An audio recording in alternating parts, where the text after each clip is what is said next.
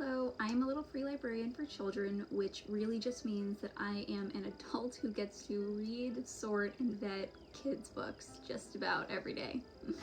So after filling 3 libraries for kids for several years, I realized what a blessing it was to have the responsibility to choose the kinds of books and titles that I have in the libraries, because the choice of the content can really determine, what fills a child's head and their imagination. So for me, as a steward with these libraries, I realized that I had the ability to choose books with content that could fill a child's head with ideas of empathy, compassion, ways to respect differences, different abilities, and just how to be the kindest, most possible person you could be. And of course, there's times and spaces for other kinds of books like Captain Underpants, Bluey, all the Disney Lightning McQueen stuff. Those are great too. I fill the library with that as well. However, whenever I get the chance to find a book that introduces complex ideas in a simple way for children, I always choose to have those books at the forefront of my libraries. So as you can see, I have quite the stack here of awesome books, and beyond their content being really amazing, how I acquire them is also pretty important to how I store the library. So these are all secondhand. I really love thrift books. I really love library sales. It's really awesome. It's a great way to keep the libraries consistently filled, and then it really helps the environment because I think that trees need a little bit more saving. So I'll just get into it. These are books that I would recommend to parents, caregivers, kids themselves, anyone who has the choice to read to a child or to give a child a book. I would recommend these, 10 toes down. So right off the bat, we have All Are Welcome, which I really love because it's a simple format, taking a child through their school day, but how to respect people based on differences of religion, race, you name it, and how to have interactions with any kind of kid and how to make it really respectful, which, I think adults can really use this book too.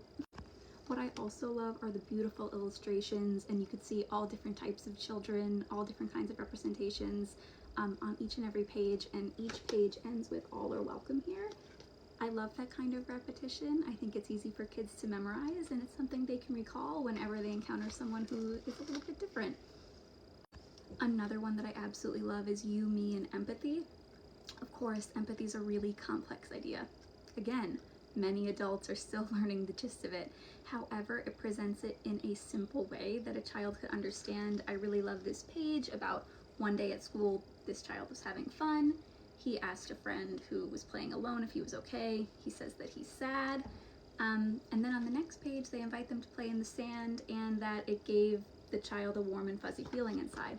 Well, that's empathy. It's deeper than that as we grow up, but to a kid, when you feel good about making someone else feel included, that's an easy way to demonstrate what empathy is. You see someone eating or playing alone, invite them to play with you. Again, we can rinse and repeat that as adults. Iconic. Just ask, and it's really an awesome way to demonstrate how to ask and learn more about differences when you're a child. Of course, when you're a kid and you haven't seen people with different abilities or who look differently or operate in the world differently than you, it can be confusing. And sometimes the questions can come out a little bit rude when you don't mean it. But this book tells you how to ask those questions through showing stories of the children with a different ability. I love this page. It talks about a child who is using a mobility aid, a wheelchair. He explains that he can go around really fast, just like running. And then he asks, well, how do you get from place to place?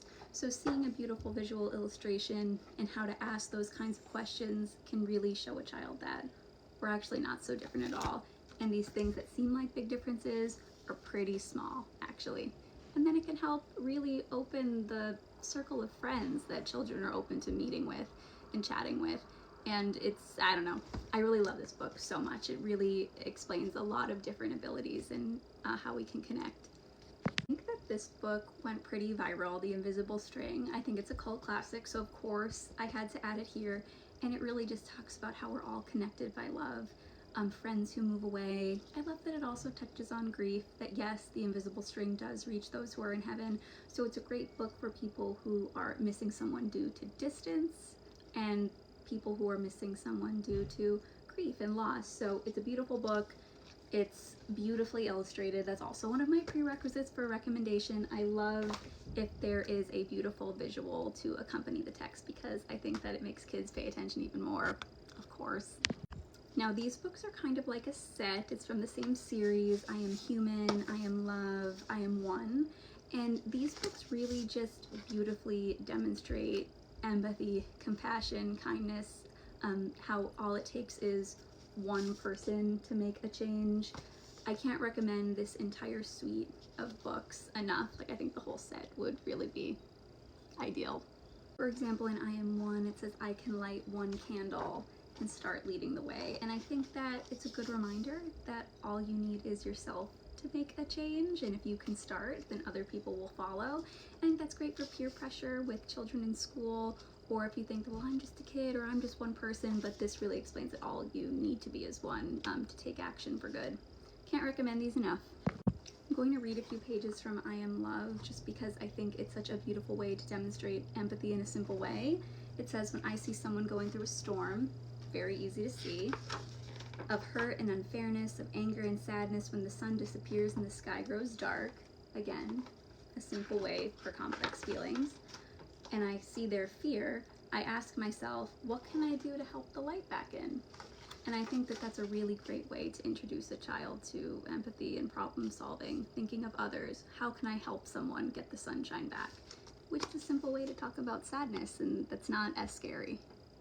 And finally, You Are Enough. I love this book because of the colors, the illustrations, the inclusivity. I mean, it's really one of the most diverse books that I've read that has not only a message of loving others, but loving yourself, reminding yourself that you are enough, because of course we all need a pick-me-up. I especially love this page where it says, look for the good in the world. Start by looking in the mirror. Love what you see there. Because just like me, you are enough. We see kids of all varieties here, which I think that the more you see something, the more that you realize that we're all connected. It's not as scary. We realize people are not other. We're all neighbors. We're all friends. And I think if kids are introduced to ideas and topics like these, as well as the lighter, fluffier, fun books, I think that we can have a better world. That's just my opinion. That's just my 2 cents. But yes. So that's my spiel. Those are my recommendations. Definitely check them out. And if you're in the Northeast PA area, come to RFP.